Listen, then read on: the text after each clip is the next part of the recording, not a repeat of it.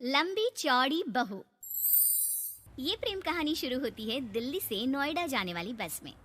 जिस बस में सवारी कर रहा होता है पराग और उस बस की कंडक्टर होती है अनुराधा। ओके, टिकट दिखाओ, टिकट टिकट। चाचा का प्लेन नहीं चल रहा है यहाँ तेरा, जिसमें फ्री में सवारी कर रहा है। हिसाब देना होता है हम लोगों को, सरकार को। निकाल पैसे, चल। पराग दूर से अनुराधा को देखता है।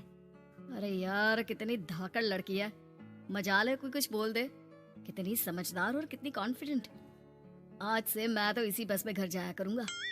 अब क्या था, भले पराग को घर जाने के लिए 10 बस छोड़नी पड़े, भले 20 किलोमीटर की यात्रा खड़े होकर पूरी करनी पड़े, लेकिन आने जाने का सिलसिला वो अनु की बस पर ही करता।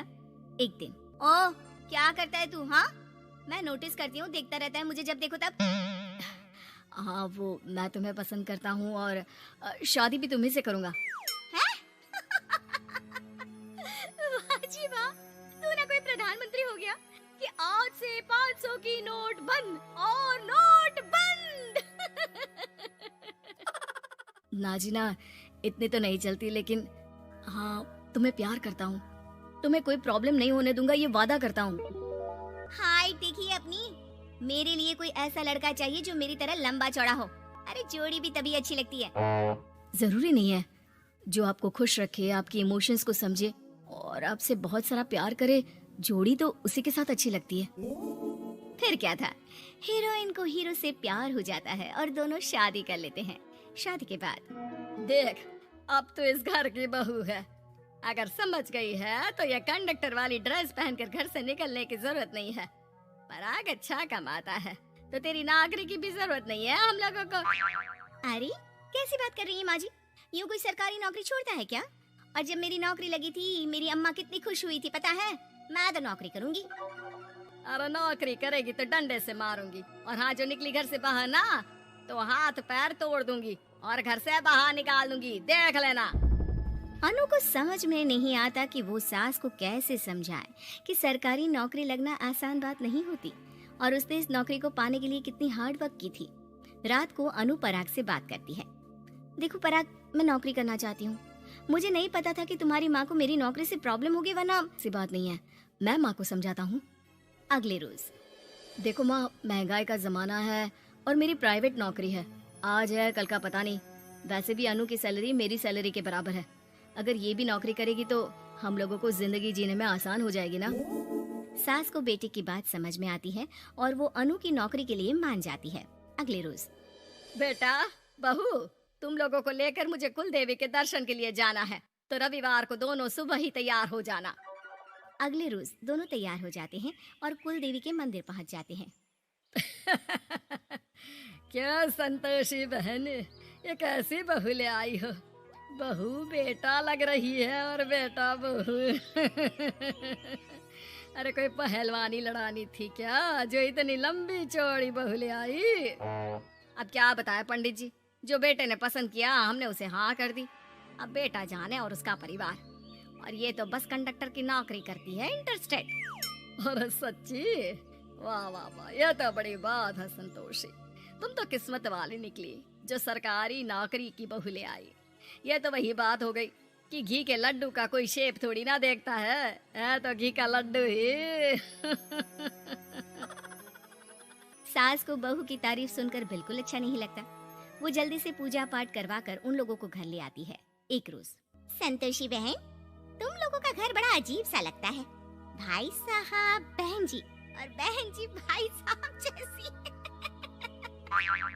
अरे बस किया कर, सरकारी नौकरी देखी तो हाँ बोल दिया, और इतना भी क्या, पैसे की चिंता। चलती हूँ, खाना बनाना है। क्यों, बहू नहीं बनाती क्या खाना? अरे नहीं, वो तो नौकरी करने जाती है ना, तो उसके आने से पहले खाना बना देना पड़ता है। वरना पता है ना, आजकल की लड़कियों की ज़बान कितनी लंबी होती है। तेरी बहू की तो कुर्सी तोड़ने वाली नौकरी है।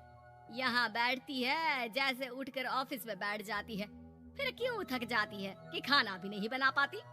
मेरी बहू भले कंडक्टर है, लंबी चौड़ी, लेकिन बता रही हूँ, सारा दिन सवारी से मत्था पच्ची करती है, लेकिन मजाल है शादी के बाद एक दिन भी मुझे किचन में जाने दिया हो ना जी ना। दोनों पड़ोसन वहाँ से चली जाती है। सास बाजार जाती है और एक ट्रेड मशीन ले आती है। अरे माँ जी, इस उम्र में आप घर पर जिम खोलेंगी? अरे तेरे लिए लाई हूँ, रोज चलाकर 2 घंटे इस पर, पतली हो जाएगी। और खाना कम खाया कर, जब देखो बकरी की तरह मुंह चलता रहता है तेरा। वाह जी वाह, एक ही तो शौक है खाना खाने का, वो भी रोक दो। हाँ, लेकिन सास तो सास थी, बहू के खाने से लेकर एक्सरसाइज सबका हिसाब किताब रखने लगती है। अरे मैं मोहल्ले वालों को बताकर रहूंगी कि मेरी बहू भी शिल्पा शेट्टी की तरह पतली हो सकती है। वही बहू बस में जब सवारी का टिकट काट रही होती है, उसे चक्कर आ जाता है और वो गिर जाती है। सवारी हैरान परेशान हो जाती है और ड्राइवर को वहाँ बुलाती है। अरे शहर नहीं थी हमारे कंडक्टर साहिबा, लेकिन जब से शादी हुई है बकरी बन गई है। सास को तो बस इनके खाने की ही लगी रहती है। ड्राइवर बस में बिठाकर बहू को घर छोड़ आता है और सास को कहता है, अरे पता है आपकी बहू कितनी धाकड़ है, किसी को बात करने से पहले 4 बार सोचना पड़ता है कि बोले या ना बोले, कहीं झापड़ ना पड़ जाए। और आप है कि इन्हें बकरी बनाने में लगी है। अरे जो निकल यहाँ से, मेरी बहू है, मैं इसे बकरी बनाऊं या फिर गीदड़, तुम्हें क्या पता लोग कैसा मजाक उड़ाते हैं कि बहू इनकी बस की कंडक्टर है। बोलो मुझे कैसा लगता होगा? अरे काम तो काम होता है माँ जी, वो छोटा या बड़ा नहीं होता। खैर जैसे आपकी मर्जी, चलता हूँ मैं, नमस्ते। ड्राइवर वहाँ से चला जाता है। बहू ठीक हो जाती है।